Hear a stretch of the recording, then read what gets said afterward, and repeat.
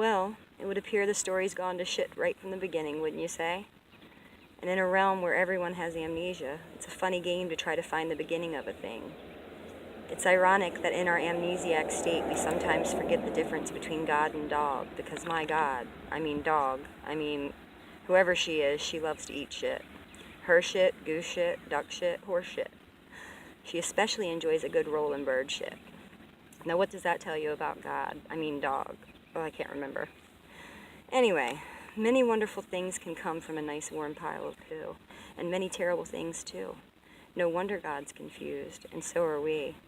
Maybe I'll tell a bit for both sides, just to muddy the dew. Peeking from behind the tall grasses where she often hides, waiting patiently for just the right scent to intoxicate her being, sits the fly. All-seeing, all-knowing, she feels the drop is near. As it lands, moist, dark, warm, she's all over it like a fly on shit. Of course, that's what she is. And just like dog, because of course she's God, she loves to eat that shit. As she finishes a few steamy mouthfuls, from her loins are birthed a few small white eggs, which open and scatter to feed on the shit too. We call them maggots, and most everyone here shivers a little when they hear the word. Maggots remind us of worms, and worms remind us of snakes. And snakes remind us of the story many of us were told was our true beginning. The story where that silly, stupid girl was tricked into putting something into her mouth that would ruin us forever. Snakes remind us that the woman can never be trusted, that she is foolish and evil. Everything is her fault. We teach her to hate herself in every way possible, and in turn she teaches her sons and daughters to hate themselves too. And round the cycle goes. Some of us hate ourselves so much that we're convinced God hates us too, and maggots remind us how much. Why else would worm-like parasites which can invisibly eat us alive from the inside out exist? We learn to hate ourselves here. But on occasion, some of us are able to get a glimpse of another way. There is a certain something that grows out of shit that tries to teach us this other way. Only you must be brave to partake, for it is forbidden.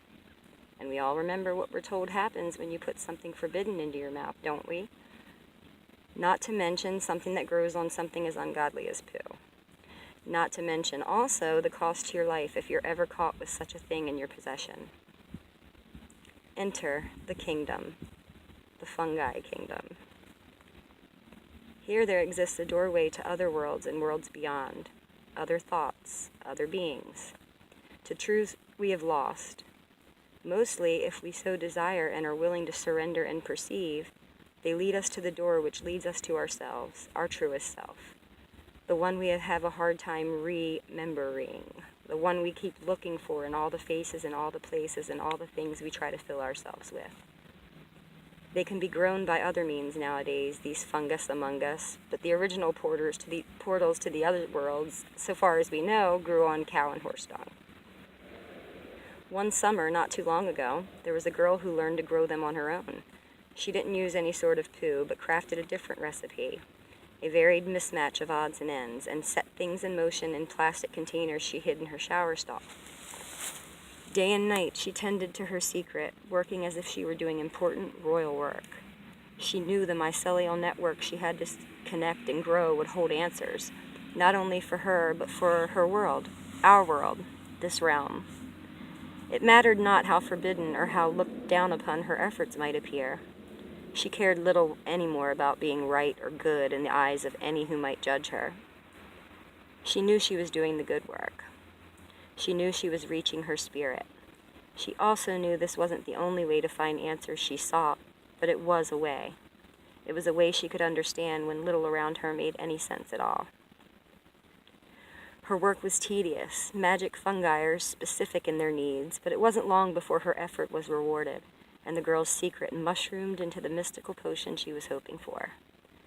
And so, one evening, when the veils had broken just as they should, and the crickets outside her window hummed their very best tune, she slid the forbidden fruits onto her tongue, tasted magic made manifest, and slipped into dreams of waking life in worlds that live beyond. falling into fields of gold and tunnels of illusory shadow, wisps of mists and patterns that fluttered in and out of one another on sheets of sparkling syntax, which whispered worlds into beings with little more than a breath swirled around her. The love that held her from her spirit's first revelation came to cradle her for a time, and afterwards gently set her in a room of blinding darkness. And then, out of nowhere, a spotlight beamed around her delicate curves. In the shadows, she was aware she was being watched. There were others there, and she could feel the harm they intended to her.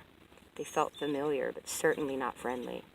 Her inner voice, the voice which she normally had such a hard time hearing in the regular world, was clear and concise. It instructed her to dance and to not be afraid, to dance and shine out from her body the love from which she came, which she held deep within. She nodded, unsure of what was coming. At once, the beings hiding in the shadows emerged. Here were the beings who sucked from her night and day, from her sadness, her worry, her fear, her pain. Here were the worms she could never see but could always feel, the parasites who were never satisfied, always wanting more of her pain. Surrounding her with their snarls and horrible faces, they taunted and brutalized her. Desperate for her to hurt so that they could feed, they threw their fire and hatred from every direction. She could see the bigger picture now. Answers had come. And so she stood, determined not to let fear override her love. And as her inner voice had instructed, she began to dance. With every movement, she grew stronger, more confident, more stable in her love, radiating out in its purest form in the direction of her tormentors. One by one, the parasites froze in place, their snarls and angry eyes softening with each shimmer of grace. One by one, they looked her in the eyes as she danced, and she peered back into theirs. She could see their very first infliction, the very first pain that was suffered by them, which grew into the demons she saw before her now. Understanding and compassion emanated from her being, and one by one, each demon felt that he was seen and loved for the very first time ever. They began to shrink from their monstrous forms and faded into the shy, tiny creatures, which scurried off like little lost crabs, desperate to find the source of the love they'd just felt flicker at them. As the last of them disappeared into the shadowy night mist, the girl collapsed in the spotlight, exhausted from her dance, and emerald fairies came to carry her away as she fell into a deep sleep. She awoke the next morning to the sound of her favorite songbird singing, the sun's warm gaze beaming through the window to kiss her shoulder, and a fistful of mushrooms left drying in her hands. Blinking her eyes open, a lightness of being she'd never known washed over her, catching her in the strangest of ways and leaving her in a fit of laughter that echoed far into the lands before time and dreams beyond dreams.